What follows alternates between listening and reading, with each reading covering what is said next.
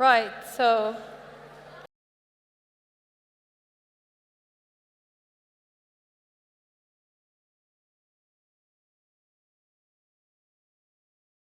good afternoon, everyone. Don't leave us just yet. We have someone very interesting on the stage for you.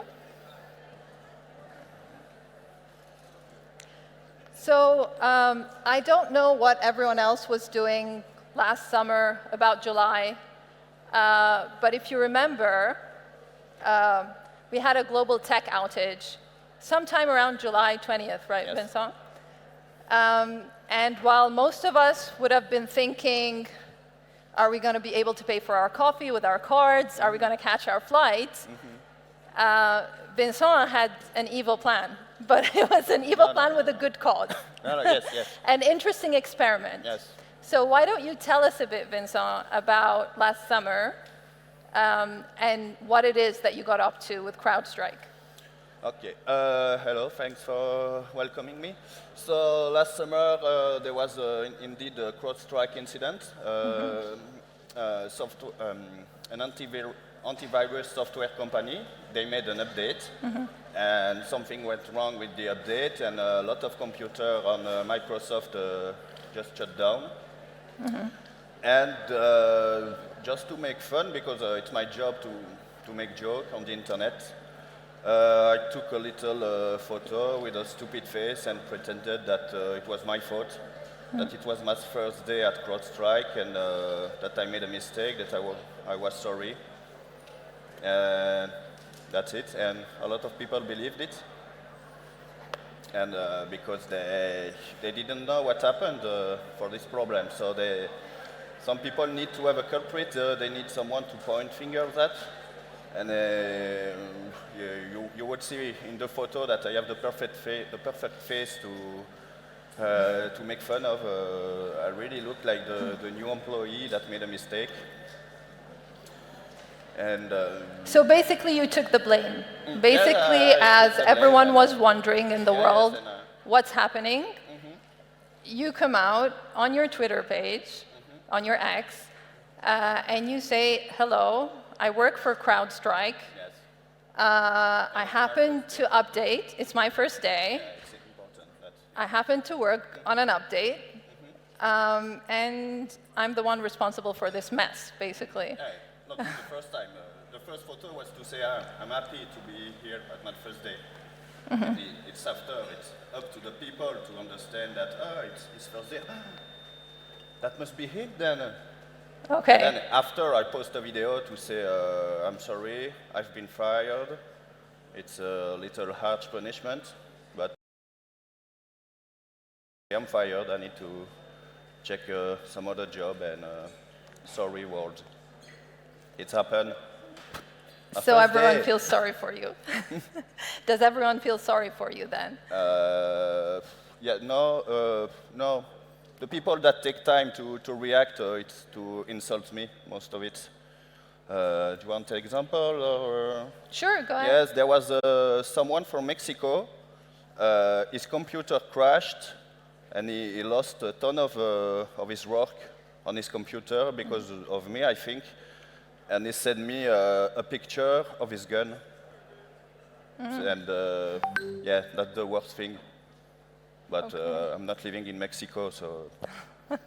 Well, first things first, afraid. why don't you tell us, Vincent? I mean, this was obviously big global news. I woke up to my phone exploding with editor messages. Everyone around the world was trying to cover this. And I mean, professional media organizations were also trying to get down to the bottom of it, like to be able to explain to people what is happening worldwide. Why can't you pay? Why can't you get on your flight? You know, what is the problem? Is this a hack? Is this an update gone wrong? But in the meantime, after you tweeted these tweets, how viral did they go? And how, I guess, how far did the false information spread? Was it limited to social media users who were, you know, seeing these being, you know, circulated around and thinking, oh, that's the guy, that's the one responsible for everything, or did it travel further? Like, did any media organization actually pick it up or allude to it? No, it stays within the social media area. There wasn't any big media, serious media that believed it. They're professionals. They check a little. I mean, you're from a media, you know that before saying that it's me and interviewing me, you're gonna check a little what's this about, and just in one click you can check my X page and know that I'm just a funny guy. I don't work at Crowdstrike. So no, there wasn't any big media looking for me. But despite that, I think you got like retweeted something like how many million times? It really went viral. I need to check around 50 millions. That's a lot. That's a lot. And can you just, if you take us back to what your main purpose was it just kind of poking fun, or were you trying to prove a point? Yes, just to make fun. I thought of the joke. Why not do that? I'm gonna have some audience. I'm gonna have some new followers. I have a career to make, so I need people to see me. Can you tell us a bit more about what you do for a living so that perhaps our audience understands why it is that you did that? So yeah, for a living, I made speeches about fake news and journalism and how to check if something is true or not. And usually I'm used to make speech in front of children on elementary school, because the children they need to learn pretty soon how to verify information.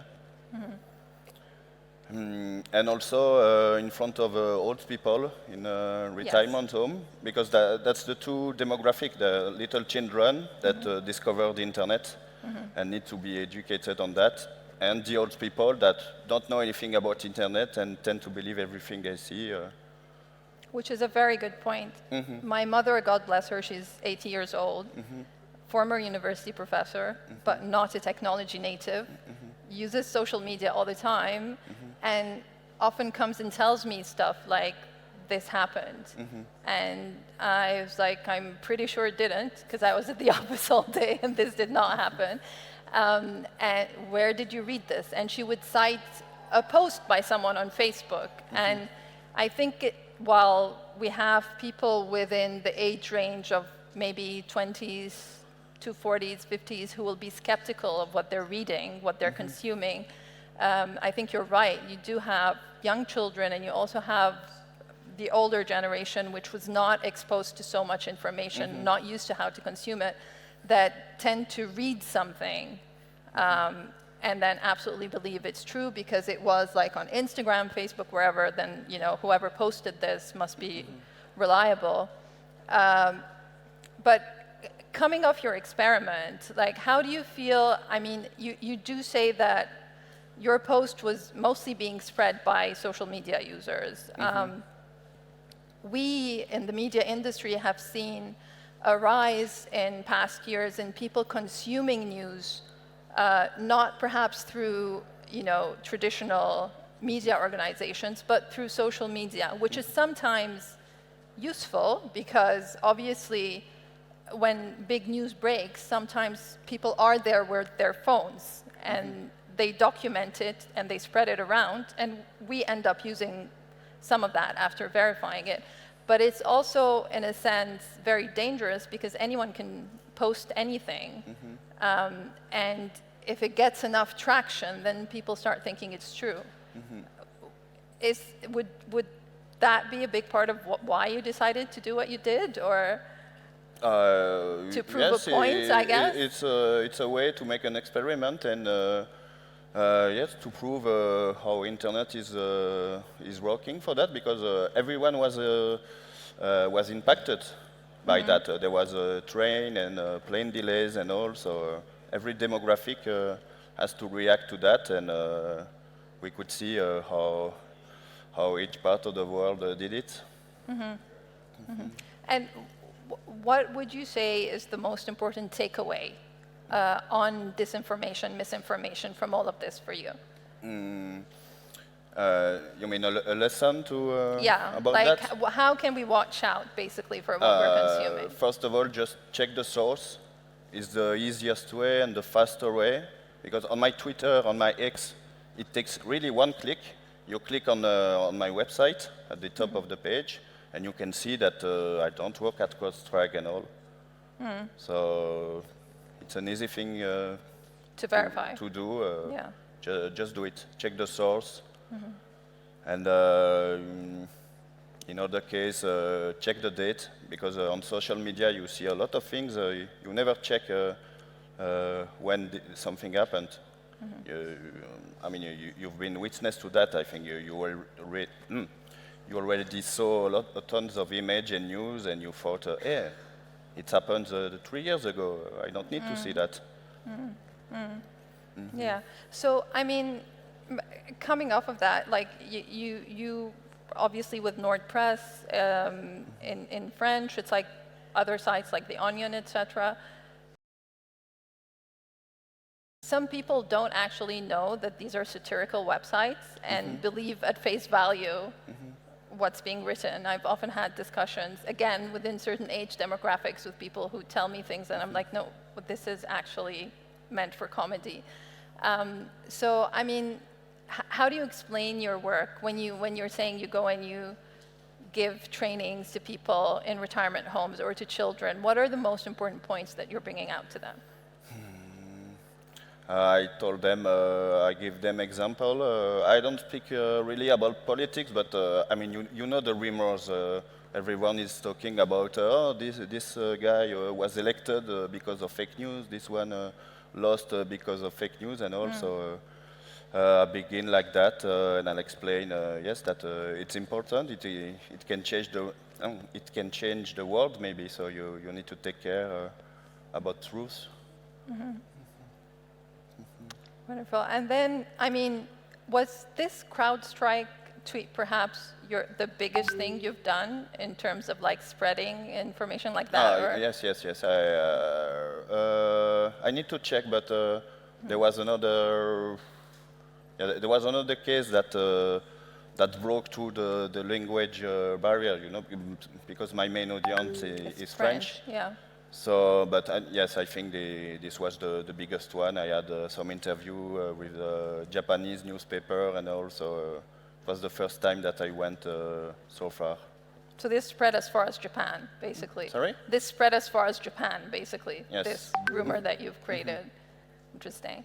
Well, I mean, I've asked you a lot of questions. I'd like to open it up a bit. If anyone has any questions for Vincent, anything they want to add about fake news, the way they feel they consume news or news is being consumed these days, don't be shy.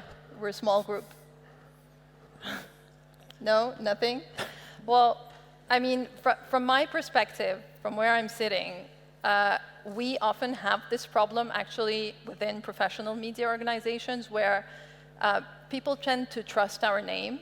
So if you're seeing news being circulated and it's from Reuters or it's from CNN or it's from AP or whoever, it's going to be trusted. It's going to actually, because we're a newswire, we're going to get picked up by other news organizations and it's going to spread. And so I think while you did this in jest, obviously,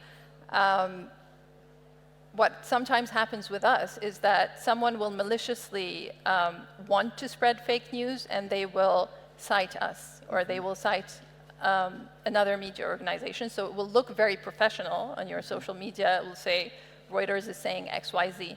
And that will really spread because people will trust it on some level. And we often have to issue statements to dispel things like that when they spread too far, and we have to say, this was not us.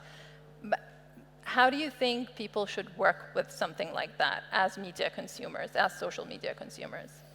I think it was a good idea, the community notes on X. It allows people to react very fast if something is wrong.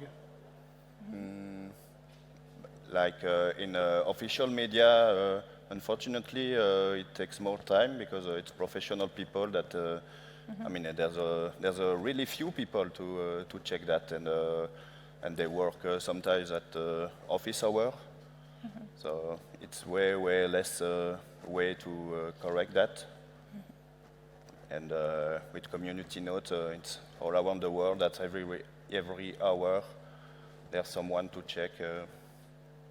Which social media platform do you trust most, do you think? Which is It's least hard to susceptible to misinformation? Oof, it's hard to.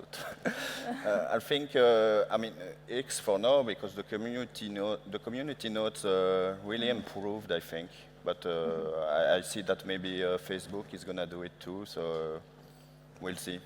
It's gonna evolve in a lot of medias, but for now I mean, maybe I'm just amazed because it's new and all, but yes, the community notes are good. And I mean, final question: how did you find walking it back? Like you posted on X, everyone, a large community of people, thought you were responsible for this. How did you walk it back? What do you mean, walk it back? How did you negate it? Like, what did you do afterwards to tell everyone, "Hi, everyone, really wasn't me"? No, I didn't do that. No. Okay. Why would I do that? I mean, it's funny and it's too late. The incident is on the past. If someone think it's me, it's not a problem anymore.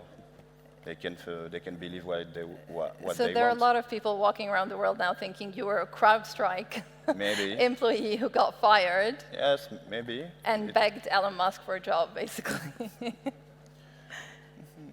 Thank you very much, Vincent. Okay, is there any final thoughts you want to say about any of this experience? Not really. Thanks for inviting me and interviewing me.